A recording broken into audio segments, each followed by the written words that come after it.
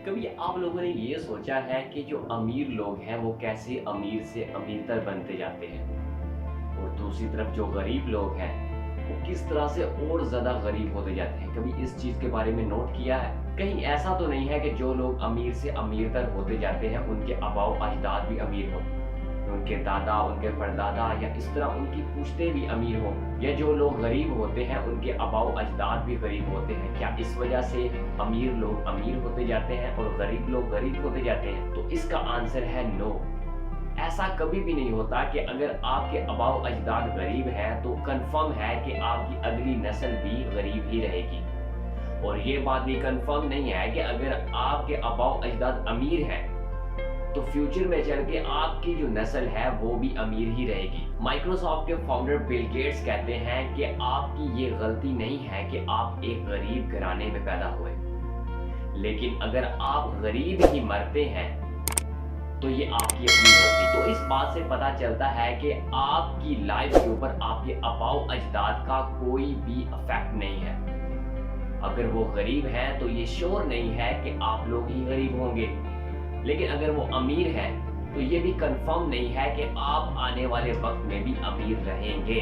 तो फिर क्या ऐसी वजह है जिसकी वजह से जो अमीर लोग हैं वो अमीर से अमीरतर होते जाते हैं और जो गरीब लोग हैं वो इसी रेस में, इसी चक्की में पिसते रहते हैं और वो गरीब से गरीब ही रहते हैं? तो इस लॉजिक की जो सबसे बड़ी और मेन वजह है वो है माइंडसेट। अब माइंडसेट किस तरह से इस इकोनॉमी को कंट्रोल करता है कि गरीब लोग और ज्यादा अमीर हो जाते हैं और दूसरी तरफ ही जो गरीब लोग हैं वो और ज्यादा गरीब होते जाते हैं और गुर्बत की चक्की में पिसते रहते हैं। मैं एक एग्जाम्पल के साथ इसको क्लियर करूंगा कि किस तरह से माइंडसेट जो है वो इस लॉजिक को कंट्रोल करता है। फॉर एग्जाम्पल, एक छोटी सी बस्ती है, एक गांव है जिसके अंदर दो लोग रहते हैं। दोनों लोगों की फैमिली सिचुएशंस भी सेम है, सब कुछ इक्वल है और करीब ही किसी शहर के अंदर वो एक वॉचमैन की जॉब करते हैं। दोनों की जो सैलरी है वो 30,000 पर मंथ है। अब इन दोनों में से एक शख्स जो है वो है पुअर माइंडसेट रखने वाला और दूसरी तरफ दूसरा शख्स है जो रिच माइंडसेट रखता है। अब इन दोनों के माइंडसेट में फर्क क्या होगा?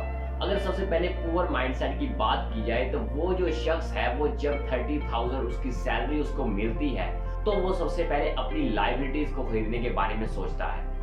लाइबिलिटी से मतलब ये है कि ऐसी चीजें खरीदता है जो उसको फ्यूचर में पैसा बनाकर नहीं देगी। फॉर एग्जाम्पल, वो एक बाइक ले लेगा, एक घर ले लेगा या इस तरह से चीजें लेगा जो उसको फ्यूचर में पैसा बनाकर नहीं देगी, लेकिन वक्ती तौर पर वो खुश है अपनी सैलरी से क्योंकि उसको एक अच्छी सैलरी मिल रही है और वो एक अच्छी लाइफ स्पेंड कर रहा है अपनी फैमिली के साथ। लेकिन वो अपने फ्यूचर के लिए कुछ भी सिक्योर नहीं करता, कुछ भी सेव करके एक अपना बिजनेस स्टार्ट नहीं करता। और ये सोच होती है एक पुअर माइंडसेट लोग की।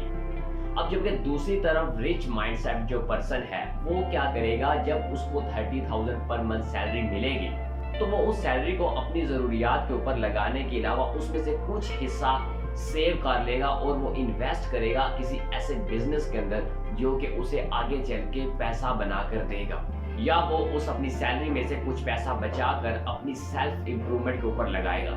वक्ती तौर पर इस रिच माइंडसेट पर्सन को बहुत सारी प्रॉब्लम्स आएंगी, बहुत सारी एडजस्टमेंट करनी पड़ेगी क्योंकि दोनों की जो सैलरी है वो सेम है और रिच माइंडसेट जो पर्सन है वो अपनी सैलरी में से कुछ पैसे बचा के एक बिजनेस स्टार्ट करने या किसी चीज में इन्वेस्ट करने के बारे में सोच रहा है, जबकि दूसरी तरफ जो पुअर माइंडसेट पर्सन है वो उसी पैसे को अपनी फैमिली के ऊपर लगा देता है, कुछ भी सेव नहीं करता। वक्ती तौर पर दोनों की सिचुएशंस बिल्कुल सेम चल रही हैं, लेकिन आने वाले 5 से 8 सालों के अंदर इन दोनों के दरमियान बहुत ज्यादा डिफरेंस पैदा हो जाएगा।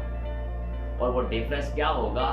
जो पुअर माइंडसेट पर्सन है वो इसी 30,000 पर मंथ सैलरी की रेस में दौड़ता रहेगा। हर मंथ उसको 30,000 मिलेगा और वो इसी को अपनी फैमिली के ऊपर स्पेंड करेगा, अपनी लाइबिलिटीज खरीदेगा और कंफर्ट जोन में रहेगा कि मैं एक अच्छी जिंदगी गुजार रहा हूँ। लेकिन दूसरी तरफ जो रिच माइंडसेट पर्सन है वो लाइबिलिटीज की बजाय अपने एसेट्स के ऊपर ज्यादा तवज्जो देगा। एसेट से मतलब कि अपना बिजनेस बनाएगा, ऐसी चीजों में इन्वेस्ट करेगा जो लाइफ टाइम फ्यूचर में जाके उसको पैसा बनाकर देगी।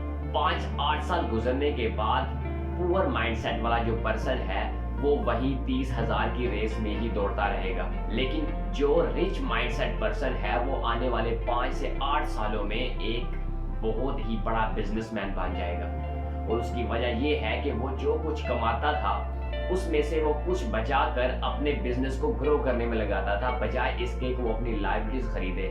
لائبلٹیز مطلب کہ کار خریدے، اپنا گھر بنگلہ مطلب اپنی آسائش کے اوپر لگانے کی بجائے وہ اپنے ایسٹس بنائے گا.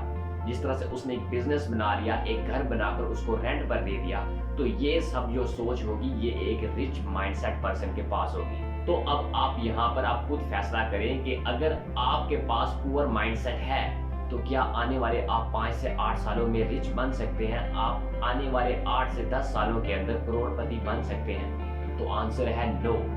تو اگر آپ کے پاس رچ مائنڈ سیٹ نہیں ہے تو آپ کے پاس اگر اچھی اپرچونٹیز بھی آئیں گی تو بھی آپ وہ مقام حاصل نہیں کر سکتے جو ایک رچ مائنڈ سیٹ پرسن سخت حالات کے اندر بھی اچیو کر جاتا ہے.